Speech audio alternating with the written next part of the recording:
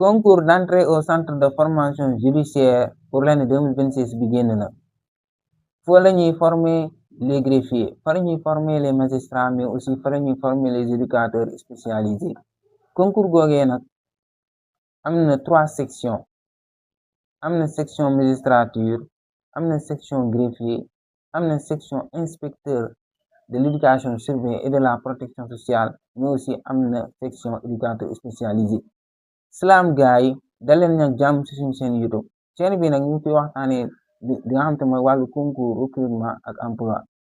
kon nag bu leen fàtte abonné tey nag ñu ngi leen di war a présenter concours yi nga xamante ne moom moo génn muy concours CFJ bi concours d'entrée au centre de formation judiciaire comme ni ma leen ko waxee concours bi am na ay section 4 section bi nga xamante ne moom lañu njëkkee mooy section magistrature bi concours googee am na ñaari option am na concours direct mais aussi am na concours professionnel concours direct bi nag pour nga mën ko def il faut être âgé au maximum de 40 ans maanaam comme ça yow sa âge warul weesu 40 ans su fekkee ne direct magistrature bi nga bëgg a déposer su fekkee ne professionnel bi nag âge limite bi 53 ans mais aussi foog nga am diplôme master 2 en sciences juridiques maanaam en droit kon magistrature bi ñi nga xamante ne ñoo jàng droit rek ñoo ko mën a def te am nañ seeni master mënoo ko déposer sous réserve foog nga am diplôme bi deuxième section bi nag mooy section greffier bi boobu niveau licence la boobu licence boobu munti am mën nga ko déposer il faut seulement sa âge limite bu fekkee ne direct bi warul weesu 33 ans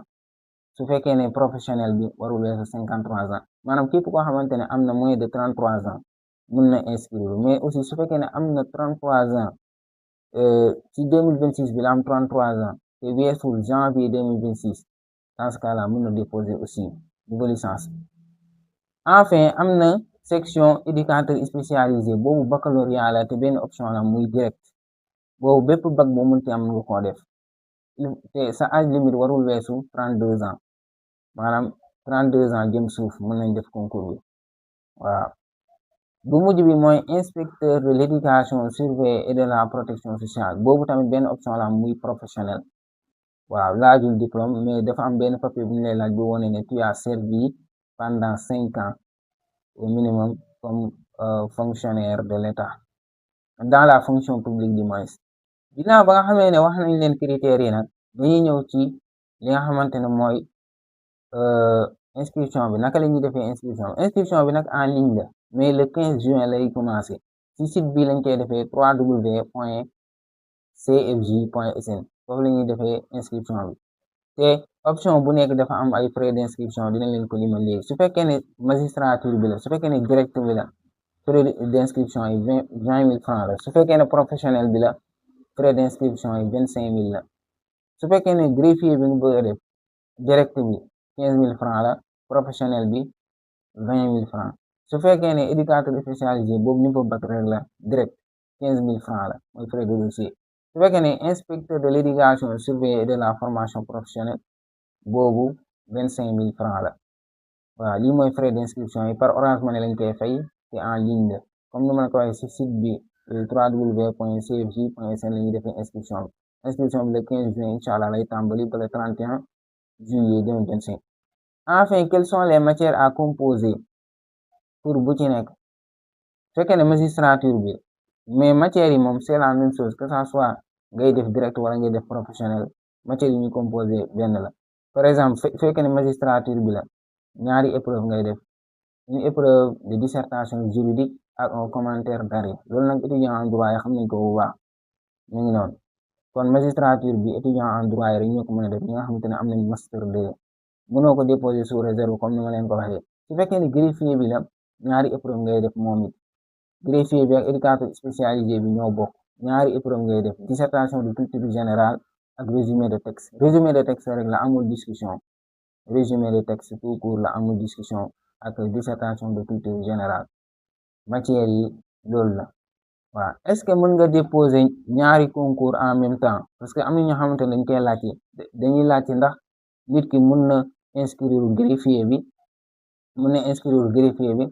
en même temps mu inscrire waale éducateur spécialisé waaw direct bi par exemple loolu mënta nekk ren ji mënta nekk parce que les années passées épreuve concours greffe bi ak éducateur spécialisé bi bokkuñoon jour mais ren nag ñoo bokk jour moo tax doo ko mën a déposer parce que boo ko déposer kon tamit da nga am problème pour mën a lii soo xoolee épreuve concours greffe bi direct bi 14 décembre la éducateur spécialisé bi tamit 14 décembre la kon ñaari concours yooyu mënoo koo defandoo mu ngi noonu pour ñi nga xamante ne dañuy laajte loolu waaw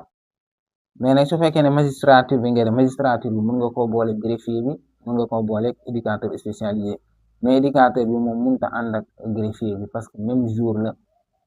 épreuve bi waaw léegi nag li ngeen war a xam mooy concours bii nii 3 fois nga am possibilité def ko su fekkee ne yow def nga option bu nekk 3 fois éligible too pour def ko par exemple magistrature bi mënoo ko def plus de 3 fois greffier bi mënoo ko def plus de 3 fois éducateur spécialisé mënoo ko def 3 fois waaw kon su fekkee ne yow bii mooy sa 4e fois kon xamal ne jarul nga yàq sa xaalis di inscrire parce que sa candidature dañ koy rejeté kon loolu lu jar a xam la léegi ñaareel bi mooy les diplômes des universités doivent en plus du diplôme requis produire une reconnaissance du CAMES ou de l'annexe sup en cours de validité délivré à l'établissement su fekkee ne yow université privée nga am mooy sa diplôme yow sa diplôme yi da nga war a produire une reconnaissance buy wane ne yow CAMES reconnaître na sa diplôme bi wala l'ANAQ sup reconnaître na say document su fekkee ne université privée nga amee sa diplôme yi waaw mu ne la les dossiers physiques complets des candidats admissibles doivent impérativement parvenir au CFJ 48 heures avant le début des admissions définitives maanaam comme ça nii maanaam say dossier xam nga ne fii nii am na ay documents yoo xamante ne dañ koy laajte yoo xamante ne bindee nañ ko fii ci communiqué bi mais soxla woo ko pour inscription en ligne bi dinañ leen ci ñëwal léegi document yooyu noonu ñu leen limal foofu da nga ko représenté ginnaaw ba nga xamante ne yow jàll nga épreuve admissibilité da nga ko représenté 48 heures waaw avant le début des épreuves d'admissibilité maanaam épreuve entretien yi waaw pour inscription en ligne bi nag bi document yi nga soxla sa nationalité sa carte d'identité ak sa diplôme selon niveau bi ngay def su fekkee ne baccalauréat bi diplôme bac bi la su fekkee ne licence bi attestation bi wala diplôme bi su fekkee ne magistrature bi la attestation master bi wala diplôme master bi ak sa nationalité ak sa carte d'identité waaw léegi enfin les frais d'inscription ne sont pas remboursables maanaam frais d'inscription yi c'est pas remboursable ginnaaw ba nga xamante ne def ko inscription bi même su fekkee ne retenir sa candidature yow duñ la rembourser léegi nag li may wax luy waral nag duñu retenir sa candidature yenn yi ñoom ñooy def erreur comme lu ci mel ni lii ma wax fii yow nga nekk université publique ba pare université privée ba pare léegi yow produire une reconnaissance buy wane ne yow sa diplôme bi c'est reconnu par la CAMES wala l'ANAQ sup loolu c'est une erreur parce que loolu mën na tax yow nga inscrire ba pare duñ valider sa candidature parce que ginnaaw ba nga xamee ne inscrire ngeen dina am benn lii bu génne ni ñu koy waxee sax benn communiqué boo xamante ne dañuy liste ñi nga xamante ne ñoom mooy def épreuve maanaam nekkul ne boo inscrire woon da ngay inscrire dugal say document ñoom ñu